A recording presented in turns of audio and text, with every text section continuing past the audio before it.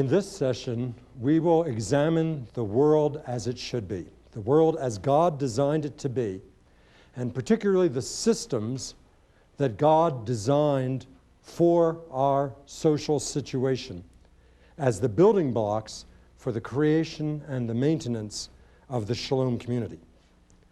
But in order to do that, if you're a Westerner watching this video, I have to ask you to do something that may seem very strange. And that is, I would ask you to take off your Western glasses and to put on an entirely different set of glasses to perceive reality. Because the Bible wasn't written by Americans. It was not written by Europeans. It was written by a Middle Eastern people coming out of Asia and from a very Asian perspective. The problem is that when we read the Bible as Americans, as Westerners, as Europeans. And therefore, we miss much of what that Bible is actually saying. Westerners, and those churches that have been deeply influenced by the Western missionary movement in Africa, Asia, and Latin America, tend to read the Bible with individualistic eyes, and thus they miss some of the great richness of the Bible. What we are going to need to do, if we're going to really understand the biblical message, is for us to learn to read the Bible with corporate eyes, with a corporate dimension. That's what we're going to be doing in our time together here. Otherwise, we are not going to be able to do the social analysis that runs throughout the warp and woof of the Bible. It's all over the place in the Bible if you have eyes to see them. So let him who has ears hear. Let him who has eyes see what the Spirit would say to us. Let me give an example of what I mean by the tendency by which we read the Bible with individualistic eyes. You all know the Shema, the mission statement of Israel. Hear, O Israel, the Lord our God is one, and you shall love the Lord your God with all your heart, and with all your soul, and with all your mind, and with all your strength. I want you to stop and think about how you have heard that statement, the Shema, preached in the past. And so I'm going to ask for some response on your part here.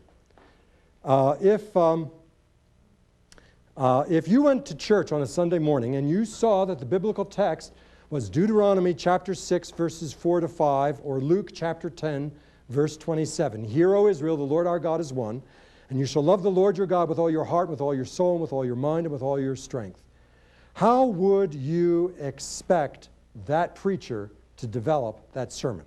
What would the preacher say about that text? We as individuals should love the Lord with all of our soul, heart, mind, and strength. Right. That we as individuals are called to love the Lord our God with all of our heart, soul, mind, and strength. Right? Wrong. That's not what that passage says at all. Listen to it again. Hear, O Israel, the Lord our God is one. You shall love the Lord your God with all your heart, soul, mind, and strength, and you shall love your neighbor as yourself. To whom is it written? To Israel, right? It is written to Israel. It is not written to an individual. It is not saying, you, Joe, you, Jane, you, Mary, you, Sue, should love the Lord your God with all your heart, soul, mind. It's not saying that. It's saying, you, Israel. What's Israel? It's a nation. You, nation, shall love the Lord your God with all your heart, soul, mind, and strength. You, nation, are to be centered as a nation in the love of God. And you, nation, shall love your neighbor nations as you love yourself. In other words, folks, this is a statement of foreign policy. And we miss it. We miss it because we come at it with individualistic eyeglasses on, and so we read it and we think it has to do with us individually. It does have to do with us individually, but only secondarily does it have to do with us individually. It primarily has to do with the people, that the nation is called to love God, and therefore the nation is called to love the nations around it. And only as the nation loves God, and only as the nation loves humanity around it, will that nation know Shalom. And then and only then will that begin to inculcate itself in our individual lives. It's seeing the people, the corporate entity, the church, the nation as primary, and each of us individually. This was put to me magnificently by one of the members of one of my churches that didn't really like me very much, didn't like the directions that I was going as a pastor. And it was in Milwaukee. And she said to me, "You know, Bob, this church in Milwaukee was here before you were born. And this church is likely going to survive your leaving." In other words, what she was saying to me, what she was saying was, you aren't primary. Stop thinking of yourself as such a hotshot pastor. You're only one of a long line of pastors. I went into a church in England, and at the front of in the narthex of the church, they had a list of all the pastors of the church. And it's each pastor of the church, and the first rector of that church was in 924 AD. You see, you're just one of a whole line. The church was here before you were born. The church is going to be here after you're dead. Okay? And therefore have a right perspective of who you are in the light of the rest of the world. Deuteronomy is, I am convinced, one of the most important books in the Bible. You don't hear very many sermons on it. You don't hear much preaching about it in Western churches, and the reason why is because Western preachers don't know what to do with the book of Deuteronomy. But I'm convinced the book of Deuteronomy is more important than any other book in the Old Testament. It is an essential book of the Scriptures that we do not tend to look at. It tells us that King Josiah repented. When the temple was being rebuilt, being renovated, and a wall was broken into, and they found the text of Deuteronomy in that wall. Now, it had been reputed for years that there was this text of Deuteronomy, but nobody knew what had happened to it. And probably in one of the previous kingships, when you had kings of Judah who were opposed to Yahweh worship and were for Baal worship, that this text, this document of Deuteronomy was sealed off the wall in order to protect it. Josiah, of course, was open to it. And it tells us that it was brought out and it was immediately realized by the high priest that this was the lost book of Deuteronomy. Kind of sounds like the grounds for a good movie scenario, doesn't it? And so they bring it to Josiah, the king, and Josiah commands that it be read to him. And as he hears it read to him, he can't read himself. As he hears it read to himself, he begins to weep.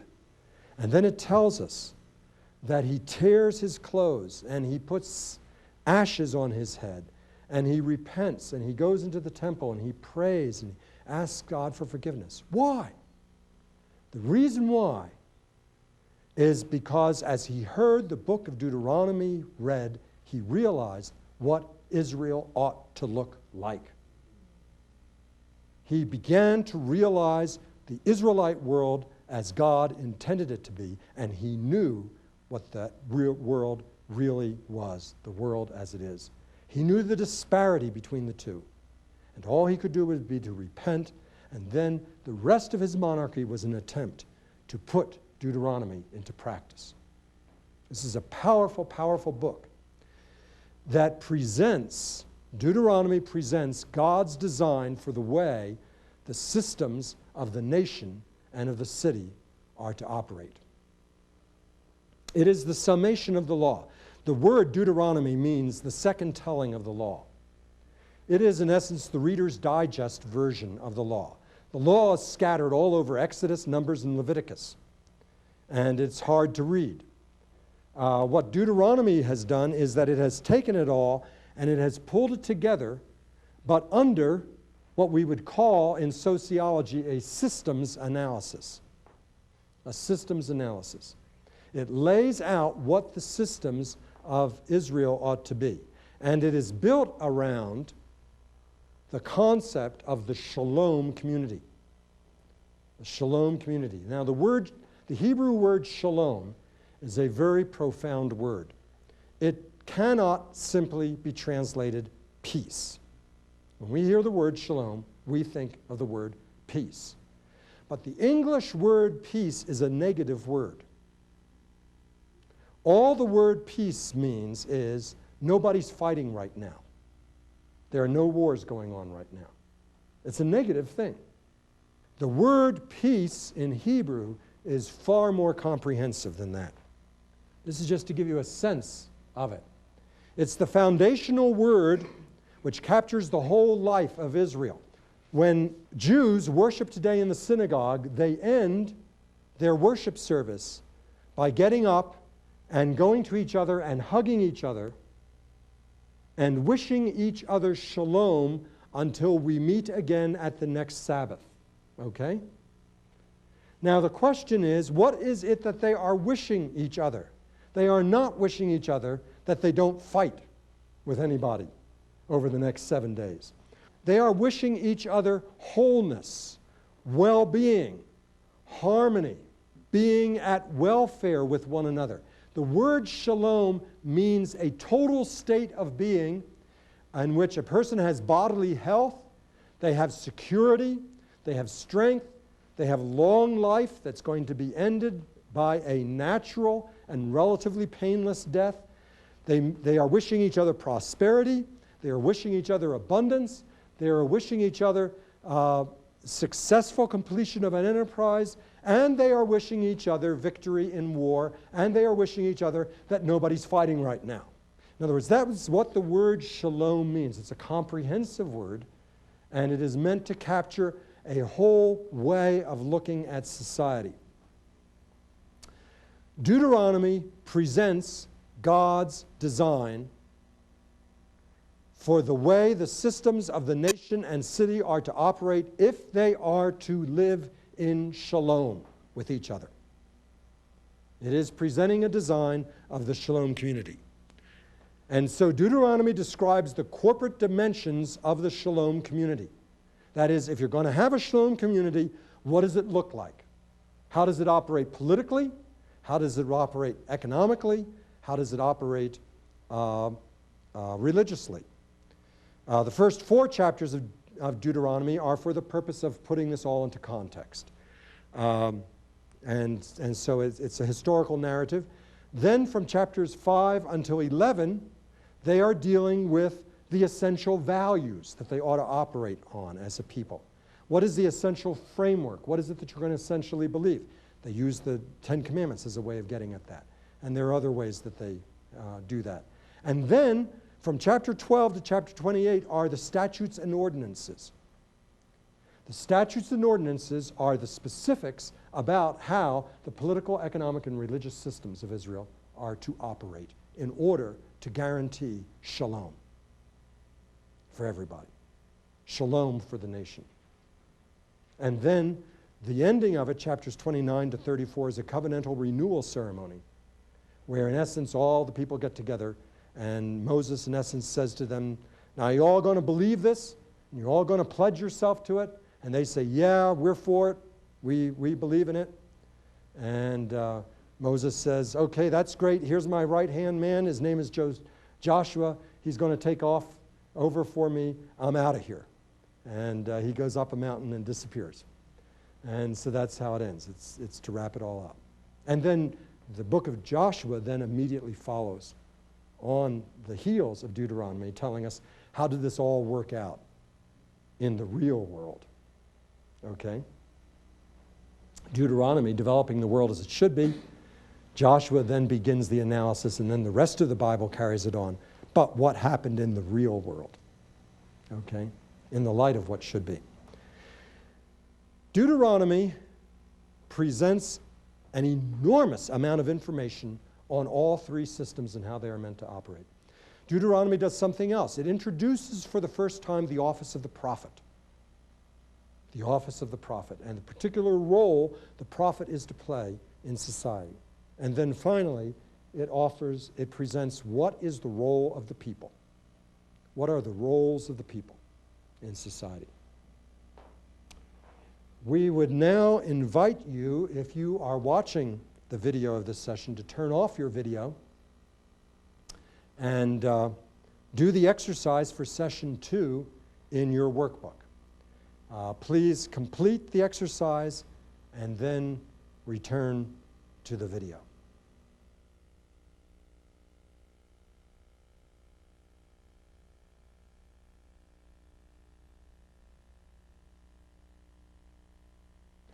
What we're now about to do is to work with the question, what is the primary responsibility of the religious system, of the political system, of the economic system, according to Deuteronomy? What is the unique role and responsibility of the prophet?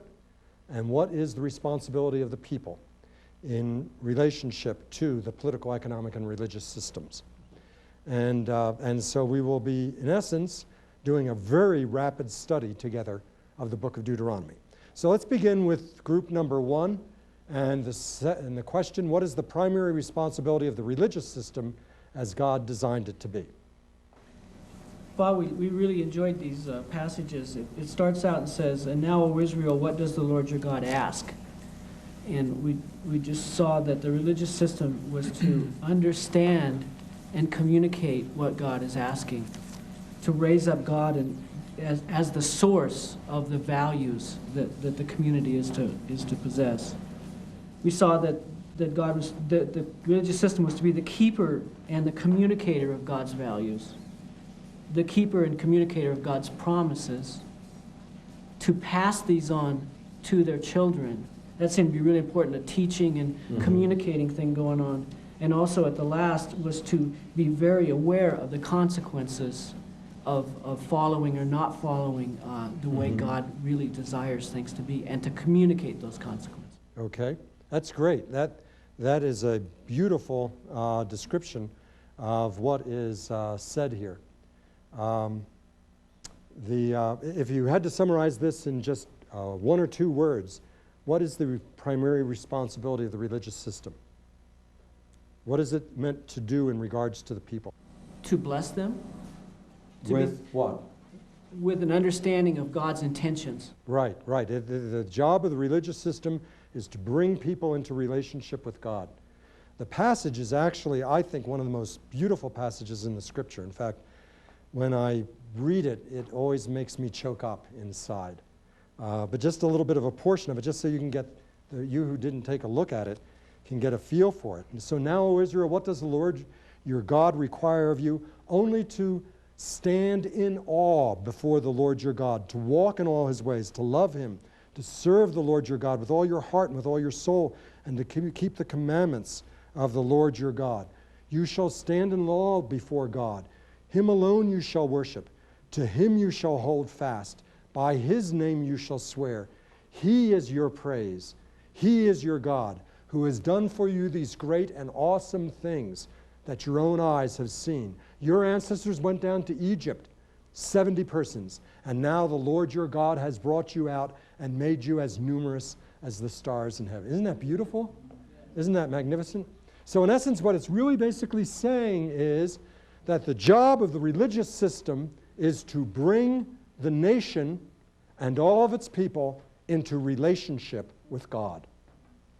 It's not to simply have knowledge about God. It's not simply to know about God. It is to know God. To know God, each one of them personally, and the whole nation corporately. That the city will know God. That the nation will know God. That every family will know God. That all the people will know God. So it's to bring people into relationship with God. Okay, group number 2. Yes, we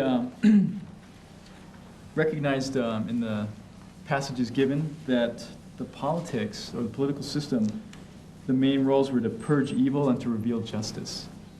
And through a just system with impartiality, respect for authority, and a chain of command in the governing body of the people and the community.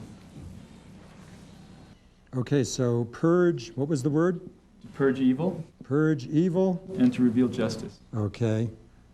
I'm going to change that to establish, because I think that's a little bit stronger. Establish justice. This is the job of the political system. It is very interesting to note what he does not say is the job of the political system. The job of the political system is not to build a strong national defense.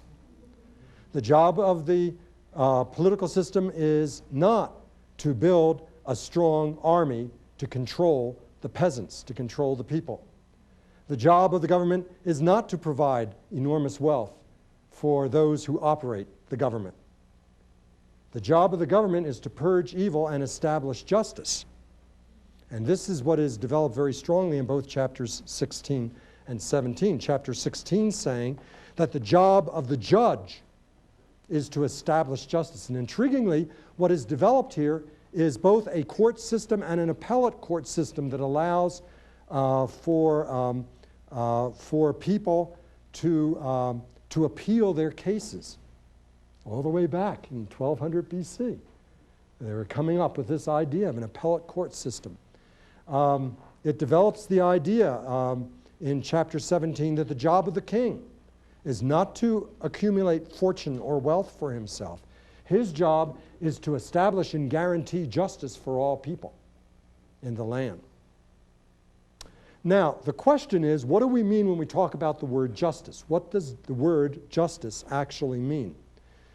In the world of ethics, of social ethics, it's recognized that there are 2 different kinds of justice: distributive justice and compensatory justice.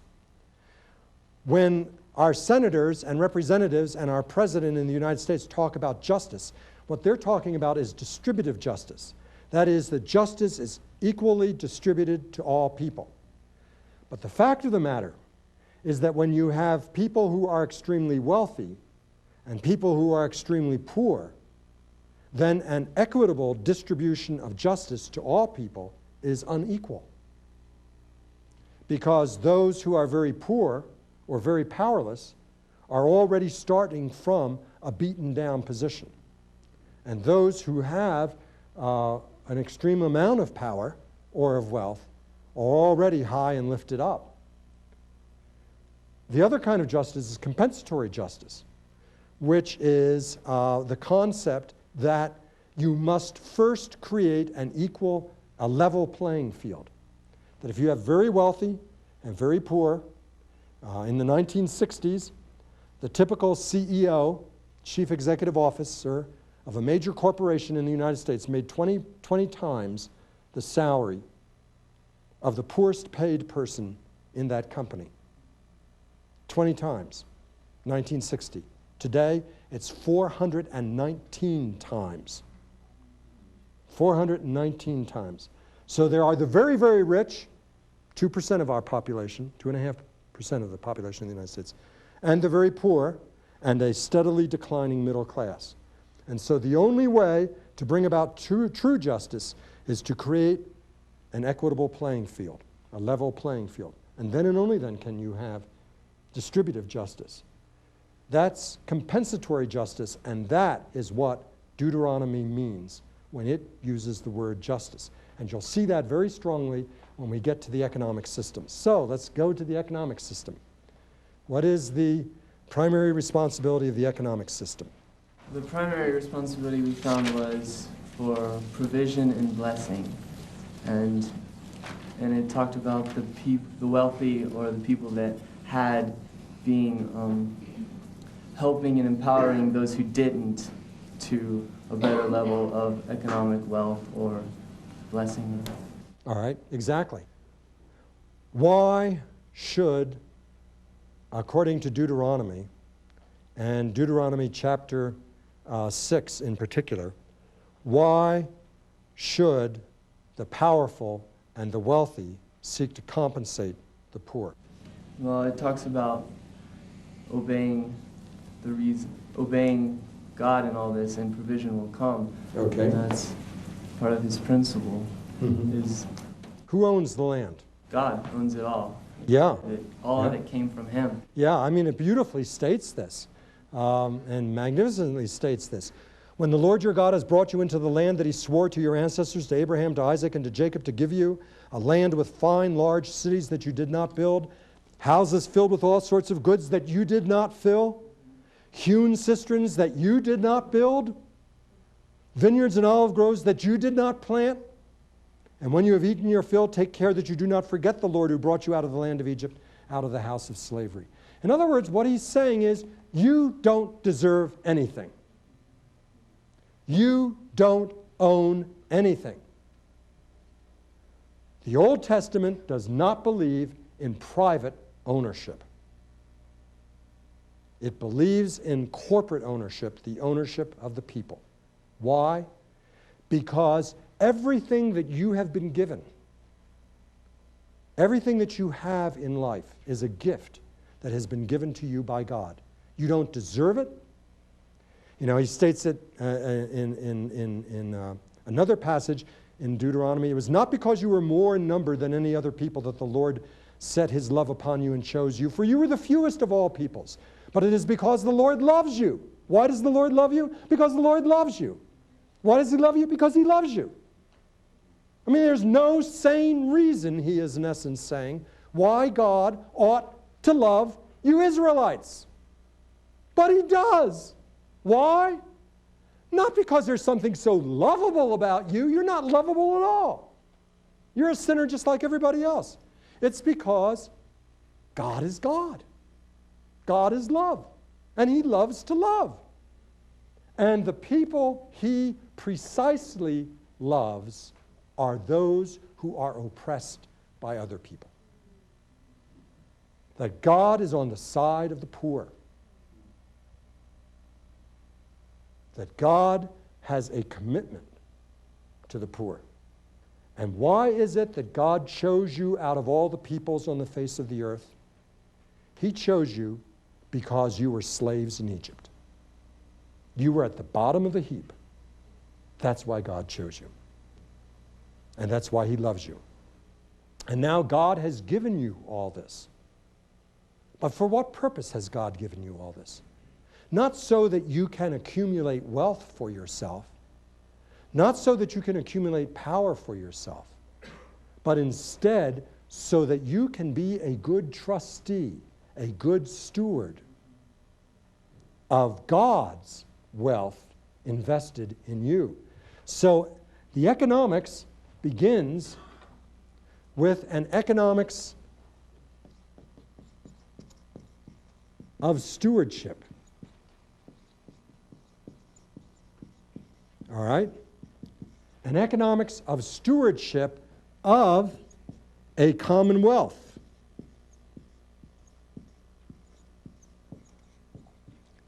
For what purpose?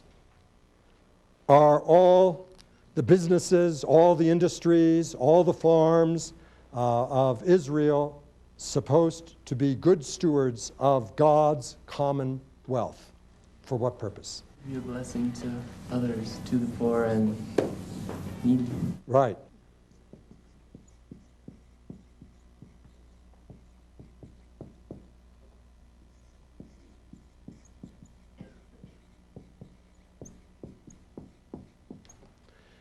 This is the most important chapter in all of Deuteronomy. Deuteronomy chapter 15.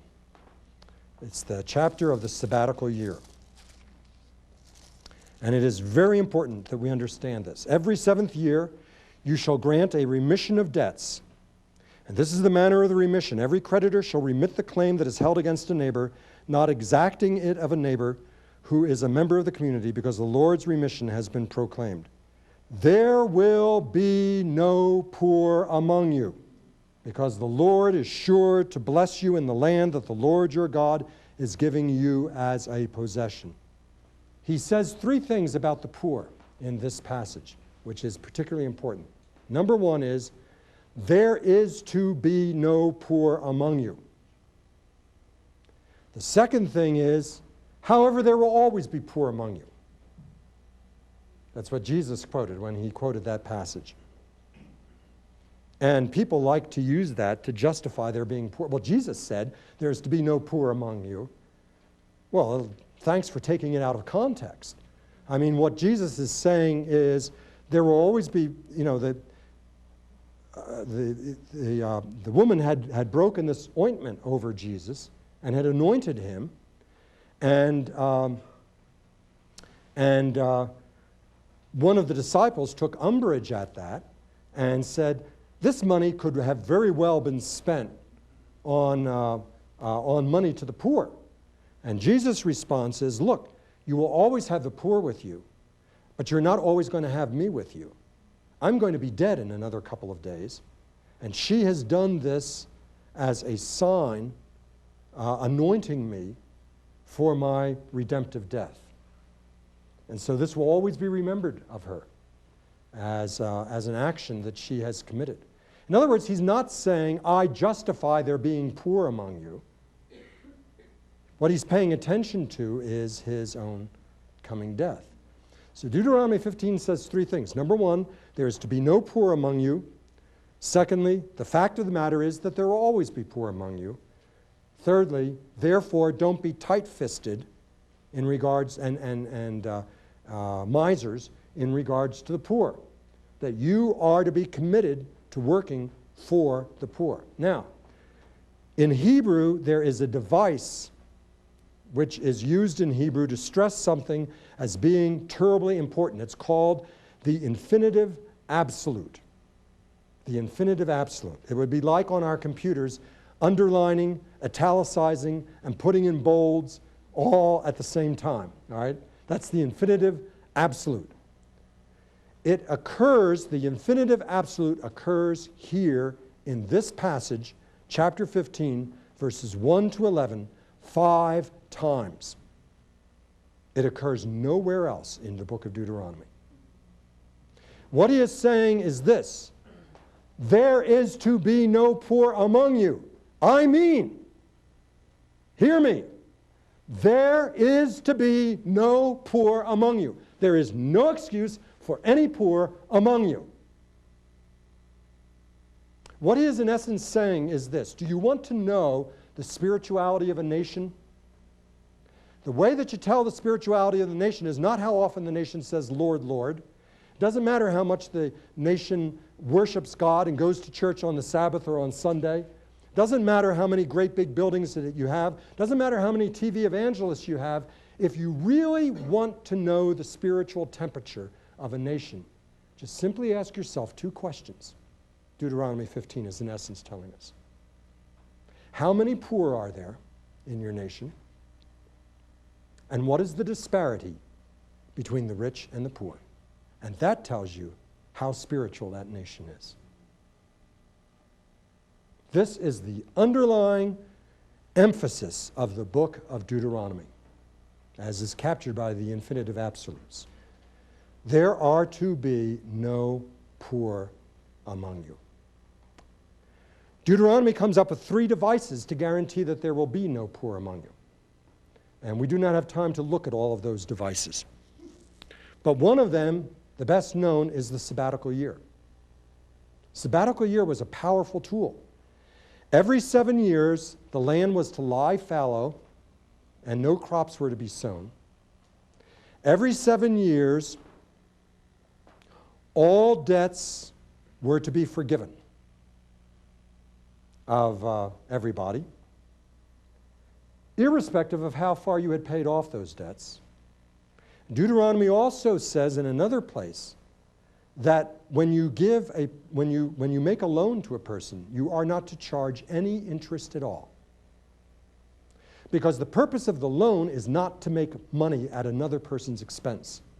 The purpose of the loan is to help a neighbor out.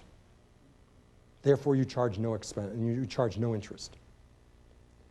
But what this is saying is, Every 7 years, you must forgive all the loans that you have, and all debts are to be forgiven. So, and then it goes on and says, now, if a person comes to you on the 6th year and asks for a loan, you are not to think in your own heart, well, I'm only going to get a year payment back of this loan, and I'm going to lose all the rest of that money. It becomes a gift to this person. Well, I'm not going to give him that loan. What Deuteronomy 15 is saying is, don't become hard-hearted or tight-fisted about this. Your neighbor needs a loan, you give him the loan, even if there's no possibility of you ever getting paid back for it. Why? Because you were once a slave in the land of Egypt. And God brought you out. God gave you a loan, so to speak, a gift of new national life, a life free of slavery. And that's the third stipulation of sabbatical year. All slaves are to be set free. And not only are they to be set free, but they are to be compensated. Remember what I said about compensatory justice? They are to be compensated for the amount of money in a single gift. They are to be compensated for the amount of money they would have earned if they had worked for you for pay for those 7 years. You see, all of those stipulations are compensatory stipulations in order to return the nation, the state, the city to an even playing field. Every 7 years, you got to start all over again. Later on, we will be studying this Jubilee, the year of Jubilee, which you've all heard of as well, which pushes it even further, pushes the envelope even further. And we'll take a look at that. But for the time being, this is what the sabbatical year teaches in Deuteronomy. Now, what he is saying here is something really magnificent. What he is saying is, how do you bring a nation to Christ? Well, not Christ. How do you bring a nation to God? All right, because this is the Old Testament. How do you bring a nation to God? What you do is that you start trying to get, you work to get not just the individuals, but the people of the systems and the systems themselves into a relationship with God. That relationship with God will inevitably impact their relationship with each other. Because if a person says, I love God and hates his neighbor, what are we going to conclude about him? What are we going to conclude about him? He doesn't love God, right? That the love of God is lived out in love of neighbor. And therefore, as the systems, as the political and economic systems and the religious systems and the leaders of those systems and the people themselves come into a growing relationship with God, they will become increasingly committed to purging evil from their nation or their city and establishing justice. The more that they will become concerned about establishing justice, the more they will become concerned about money. The last part of a human being to be converted is his wallet. Okay? This is the last part of a human being to get converted, is money. I don't know if that's true of you, but it sure is of me. You know, I mean, I earned it. It's mine, you know. I get to do with it as I want. That's just a basic thinking. That's where evil and selfishness really come out. As somebody once put it, the longest 15 inches in the world are the 15 inches from your heart to your wallet. Okay? But the 15 inches come. That is, if you have a nation that is seeking to purge evil from its midst and to establish justice, then it is going to begin to practice an economics of stewardship in order to guarantee that there are no poor among you, in order to defend the cause of the poor, the widow, and the orphan, and the stranger, the alien who is within your gates, people from other countries living within your country, Deuteronomy says. And when that happens, then it is that commitment to a biblical use of your money that will draw you into a deeper relationship with God. And so what's being described here is an upward spiral of a nation. The more that a nation is committed to a relationship with God, the more just it will be. The more just it will be, the more equitable it will become in its money. The more equitable it becomes in its money, the closer it will get to God. The closer it will get to God, the more just it will be. The more just, the more equitable. The more equitable, the closer to God. The closer to God, the more just it will be. The more just it will be, the more equitable it will be. We will take a look at how Jesus develops this. Because, you know, Jesus had a great love of money. Jesus talked more about money than any other topic. Later on, we're going to take a look at Jesus and money to see what he has to say about this. And he draws this out very strongly, that as long as money stands between us and God, we can never be in a right relationship with God. You cannot serve God and mammon, right? You cannot serve God and money. So this is the scenario that's described in Deuteronomy. Okay, the question becomes, this is wonderful, but how do we keep a nation, a state, or a city on a roll like this? How do we keep them on a roll? And that's where we come to group number 4, and what is the primary responsibility of the prophet? Well, we decided the primary responsibility of the prophet was to speak the exact words of God to the people, so the people would know what God wants and be accountable to God. Okay. This is exactly the role of the prophet. The prophet is to be the accountability force, but not only to the people, but to the systems as well. The prophet is to hold the systems accountable.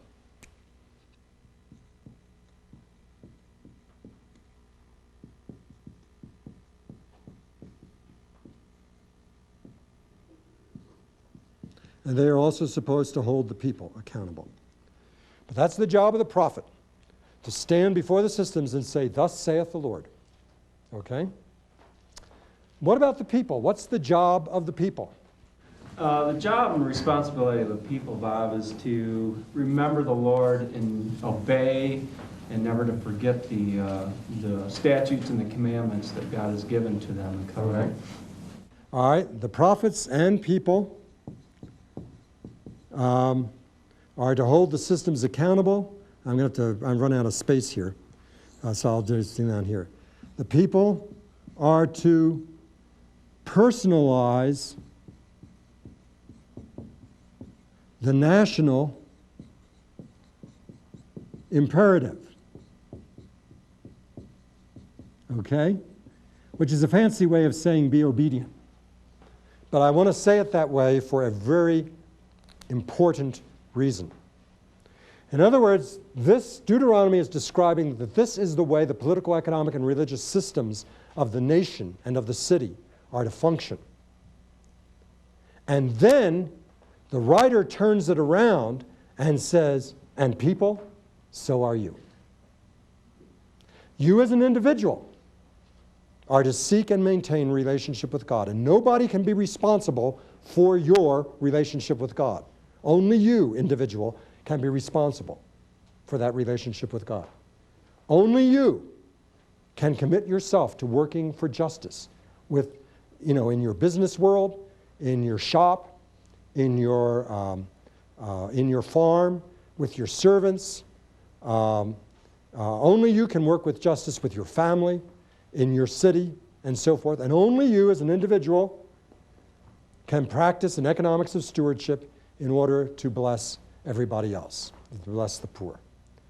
In other words, what they are doing is, it is the relationship, it is the commitment of the systems which is primary. Why? The systems are there before you were born. The systems will be there after you're gone. Okay? So the primary task of the nation, so when you talk in terms of kingdom building or of nation building, this is what it's talking about. This is what the Bible means when it uses the word shalom. That it is not enough for individuals to come to know Christ. It is that the nation must embrace Christ. And that means more than a presidential candidate getting up and saying, "The most important person in the world to me is Jesus because I let him into my life." Yeah, but how's it affecting your perspectives on justice? How is it affecting your perspectives on economics? How is that affecting your commitment to the poor? In other words, did you just let him into your life, or did you let him into your world? Okay? And so what they are saying is that the way the people are obedient is by personalizing for their own lives and for their own families what the nation is supposed to be all about. Okay? Secondly, who are they to teach? Group number 5. They're to be passing this on to the next generation. Exactly. Their children. Exactly. It is not enough for you to experience this yourself and to be carrying this out for yourself until you have passed it on to the next generation. And it is very interesting, it does not say the systems are to teach the next generation. It is saying that you and I are to teach the next generation of people, all right? We are to pass it on to our children by example and by our actions as well as by our words. And then the final thing is, along with the prophets, we're to hold the systems accountable. All of these together, all of this together makes up, this is what Jewish people mean when they use the word shalom. So in that Jewish synagogue, when the people are closing the worship service, and they all get up and they all hug one another and they all say, "Shalom to you, my friend, shalom," this is what they are wishing each other. This is the world they are wishing each other. And they are all saying that individually, you got to personalize this and you got to carry it out. Which is why Jewish people consistently have always been committed to justice. Okay? See, it's a part of the warp and woof of their lives.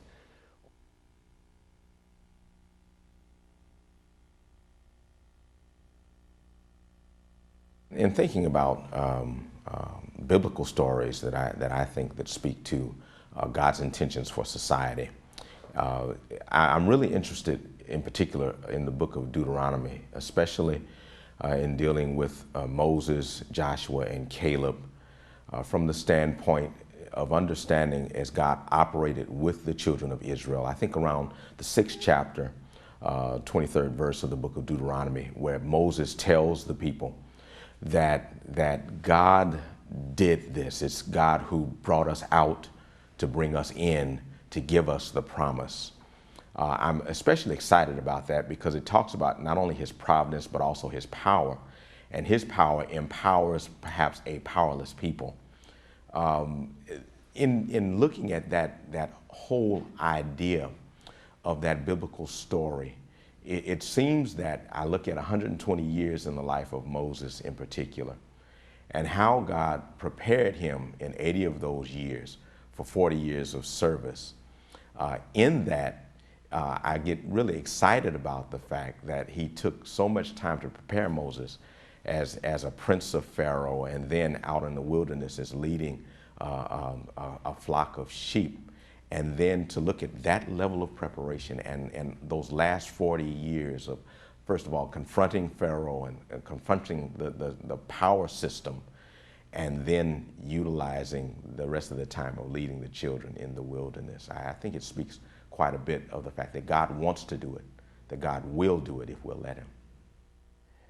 And there is this wonderful resource that we find in the Psalms and the Proverbs that teach us that the wealth of the world is not really the property of the rich, nor is it the property of the needy, but the earth is the Lord's and the fullness thereof, the world and they that dwell therein. And so on that basis, we are able to continue to teach that it is God's will that his provision for the welfare and the safety and the comfort and the joy and the growth of all of his children should be fairly distributed, and that there is value in hard work and integrity, and there is the responsibility on the part of every person to be a good steward of whatever wealth God entrusts into his hands. So since the earth is the Lord's and the fullness thereof, all of us are accountable to God for how we use our time and our talents and our treasures.